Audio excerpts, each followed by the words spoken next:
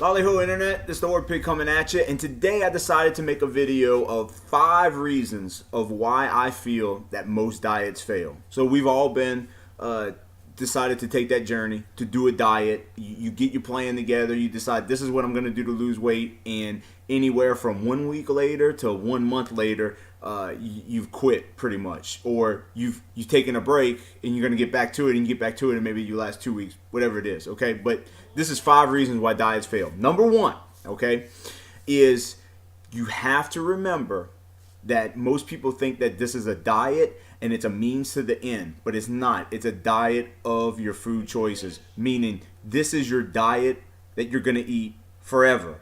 All right, this is not a temporary solution. This is not something that you're gonna do just to lose weight. People get that mindset and they think that I'm just gonna do this for a little while just to lose weight, a means to the end, to what I want. I want to lose weight, and then once that's done, I can go back to how I was. Well, no, how you were doing before is the reason you're in this predicament now, and you can't ever revert back.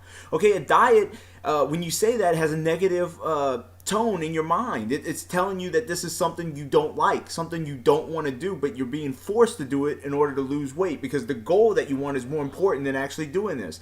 That's not how it is. This is a lifestyle change. You are going to change your diet of your life, not go on a diet. It's not like a ride that you're just going to ride one time, get off, and be done with it and remember that experience. No, this is your entire life now, is this diet. Okay, and you have to realize that. So that means, moving into number 2, you have to set yourself something that you're going to be able to do for a long time, for the rest of your life pretty much. You have to decide on a diet that you're going to do for the rest of your life, all right? And I'm going to tell you now, I wouldn't recommend Atkins. Why? I love carbs. I'm sure you love carbs. People fall off the Atkins diet. Why? Because eventually they want to eat carbs, and when they do, they hit it hardcore, and they eat carbs and carbs and carbs and carbs and carbs. Okay? That's why I don't recommend that diet. Okay? It's too extreme. I really don't care for it, and it's because, yeah, you could do it for a while. You can get to your goal, but then what happens? Well, you don't have a lifestyle that you can do for your eating because you don't like that. You don't like not eating carbs. You like your pastas and your breads and your sweets. Okay? You want to eat that stuff, but yet you learn to do this diet to lose weight by doing that. So you're either going to have to cheat for a while and put some weight on and then go back and do it again, or you're just going to give up, which is what most people do. Okay, so number 2 for why diets fail, all right, to help you out, food choices. You have to have a diet that you like. I'll never forget, I did many diets as a kid because I was a fat kid. I did some diets before I found intermittent fasting. Okay, but here's the thing. I did a diet when I was a kid, never forget. It wasn't my choice, it was my parents, right? My parents were trying to help me out, nothing on them. They wanted to help me out as a fat kid. I got made fun of and stuff like that, right? My mom put me on this diet. I don't remember exactly what it was or anything, but I remember this, okay? In the morning, the only thing I could eat was grapefruit, and I had never eaten grapefruit. So my mom gives me a spoon and a grapefruit. She's like, here, this is what you got to eat. Grapefruit eats fat. It destroys fat, right? This is good for you. It's gonna kickstart your metabolism in the morning, get you to lose weight. That was the most disgusting. I still have that taste in my mouth when I just talk about it. Just that sour taste. And I was a little kid. I mean, come on, I was a kid. I was I don't know. I must have been like 10, maybe 11 years old or so, and my mom's feeding me grapefruit, right? Great. I want Count Chocula cereal. I don't want grapefruit, but that stuff was nasty. I ended up not eating. I was just like, I can't eat this. My mom was like, well, that's what you get. Like, that's what you have to eat in the morning. If you don't eat that, you don't eat anything. I was like, I just won't eat nothing. I was happy. I was happier eating nothing than grapefruit. And then for dinner, I don't remember, I think for lunch, I could eat my school lunch, right? Because she had no control over that. So I eat my school lunch, which school lunch never tasted so good. And then at night, I got a portion of tuna fish, tuna out the can. There was nothing on it. It was completely dry, which I was used to at that time, eating tuna fish mixed with mayonnaise and mustard. It was completely dry, and a little bit of cottage cheese and a piece of dry toast. And that was it. That was my dinner. I remember, that sounds horrible. It actually tastes pretty good. Like tuna and cottage cheese, that sounds disgusting just saying it, but it actually doesn't taste bad. Maybe it's because I was starving. I don't know, but I remember it wasn't that bad. But the thing is, is this something, okay, I ate that for a meal. Is that something I could do for the rest of my life?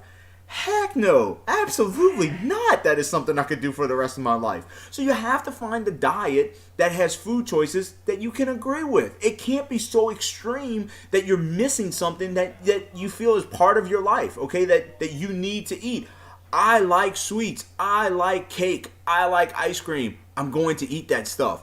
The thing I had to regulate was how much of it I ate. Now I just need to bring down my portions. I was eating, probably 5 people's portions when I ate that stuff. And I just have to control myself. So for your diet not to fail, you have to make good food choices. All right. So remember, it's a change for life. This is your new way of eating. This is not something temporary. 2, good food choices. If it's going to be forever, it has to be good food. And number 3, I am a big proponent of cheat days.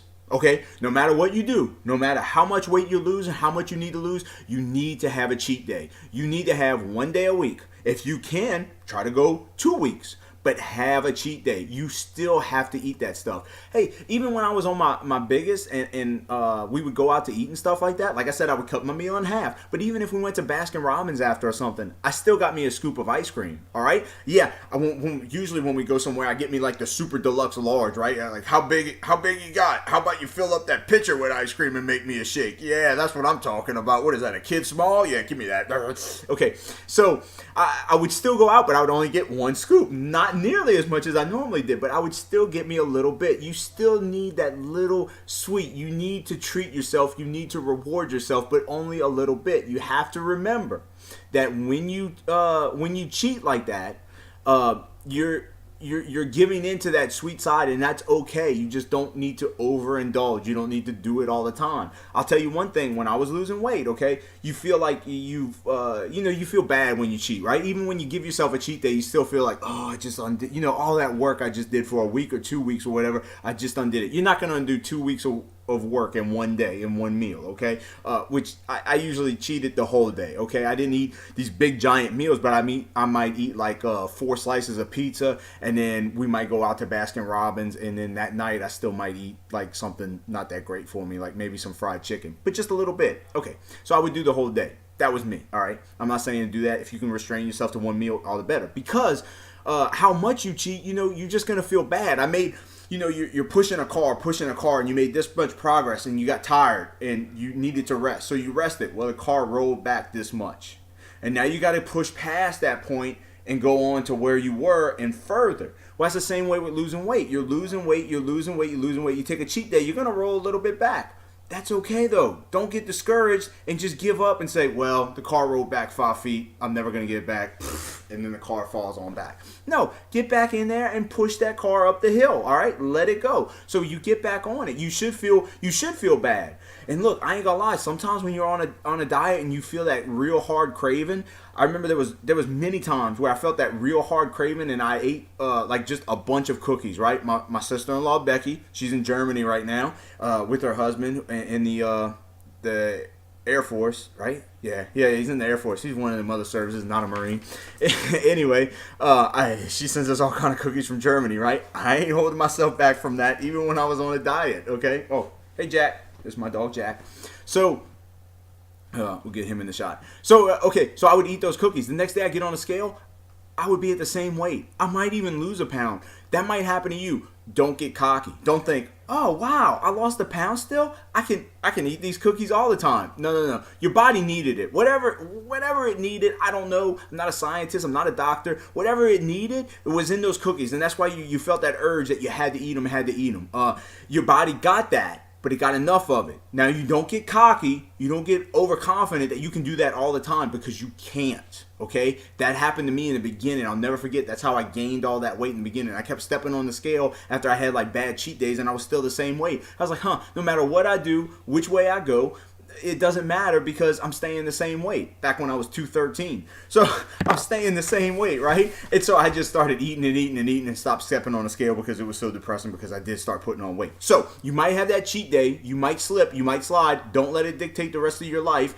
And remember that you might not gain any weight that day. Don't get cocky about it, okay? It's still a cheat day. You still cheated on your diet. You know you did bad. Don't do it again, okay? Even if you don't put on any weight, that doesn't mean you get to do it every single day. Have your cheat day. put in those sweets when you need them, like me, or soda, whatever it is that your vice is. Get that cheat day, but then get back on it. Those are important. Because remember what? Number one, lifestyle. This is your completely new way of life. This is not something temporary. And me, I'm not about to give up my chocolate cake and my chocolate ice cream for the rest of my life, okay? I'm still going to eat that stuff. But I have to eat it in moderation, and I have to restrain myself. 2, your food choices. 3, cheat days. Number 4, people fail on their diets because they set unreal expectations for themselves, okay? When I was 500 pounds over, I was like 525. When I was like 525 pounds, I knew, okay, this is going to be a long process. I am not going to wake up tomorrow and be 200 pounds, okay? I am not going to wake up tomorrow and be 20 pounds lighter. I am not going to lose that every day. This is going to be a long journey. So, you have to be realistic about your expectations. Do not expect this to happen overnight. Understand that it is a really long journey. Even if you're 220 pounds and you want to drop down to 215 pounds, that is still going to be a long journey. Why? Because I talked about that before. Your body doesn't want to lose that little bit of fat that it has. If you're going from like 8% body fat and you want to drop down to 6%, that is a big journey. That is a big goal. You are talking now, instead of losing a pound and counting pounds, you're talking about counting 0.1 pounds. Okay? Yay, I've lost 0.1 pounds. Or yay, I hit double. I lost 0.2 since yesterday. Those are extreme. So set realistic expectations. And then that goes into number 5. The last and final one is you have to set small goals for yourself. Not those 20 pounds. Not going to wake up tomorrow and be thin. I'm not going to start dieting in January and be ready to wear my bikini come June, okay? You have to set those small goals. In the beginning, I didn't even weigh myself. Well, first off, I couldn't, right? It required a scale that would weigh livestock with me, okay? The scales that you get in the store can only go up to 350, maybe even just 300 pounds. I was nowhere close to that, so I couldn't weigh myself. And that was a good thing, because weight is going to differ in the beginning, and you don't need to be discouraged. So what I did was, I said, you know what? The first thing I want to do is I want to be able to put my clothes on easily, okay? I had stretch pants, so I used to have to pull them out to button them and let them come back. I was like, you know what? I want to be able to just button my pants and not have to pull, not have to use that elastic in them. Next thing I know, I reached that goal. Wow, it was only like after a week too. It went fast, okay? So I was like, wow, I didn't expect that. I was expecting 2 weeks or so, or whenever. But that was my small goal, fitting my clothes. Then I was like, you know what? I want to have to wear a belt. Sometimes I wear a belt, sometimes I don't. I don't need one because I'm so fat. Well, yeah, once the elastic, I got past that point, I was like, okay, if I lose a little bit more, I will have to wear a belt in order to hold up my pants. Sure enough, after that, wasn't too long, I had to wear a belt to hold up my pants. I was like, huh. The next thing, and the hardest one was to get down in like a smaller size underwear, because underwear stretches a lot, okay? And I wear regular underwear, so it's kind of tight. All right, so my next one was like, I want to get into a smaller size underwear. You know, I want to go down from 3X to 2X. Like, that would be awesome. So that was my next goal. But I set small little goals, and they weren't involved around weight. Yes, now my goals involve weight because I'm at that point. Like, I am tweaking. I'm still losing like a pound at a time that I'm trying to do. I'm not to that point of losing 0.1 or trying to shed my body fat from like 8 to 6 or something like that. Which, yeah, 8. I'm not at 8. Okay, I'm not saying that. I'm just saying I'm not trying to trim my body fat or nothing. I'm not setting extreme goals. Right now, I'm just in a maintain phase. But I got here by setting those small, realistic goals, and they don't always have to involve weight. You don't always have to involve weight at all. I know a lot of people recommend, getting your body fat percentage, but I don't go to the doctor that often. I'm not going to pay somebody to take my body fat percentage. I don't want to do an inaccurate reading like the Marine Corps does, where they measure your neck and they measure the big area of your waist, especially me with all this loose skin. Like, that's not going to be accurate. It's not an accurate telling. If you really want to know your body weight, you need to get it done by a professional and not one of those silly machines that you hold in front of you and put your thumbs on. Like, the stuff that they got out there is ridiculous to me. You need capillars, and you need a professional who knows what they're doing. So, my point is, don't get obsessed with weight. I know I spit out a lot of weight numbers and stuff like that to you, but especially if you're a large individual like I was and you're heavy, you shouldn't even be concerned about a scale right now. Right now, you should be concerned about getting down in your clothes to making them fit looser, and then trying to decrease your sizes as you go, which that's another thing I'll tell you.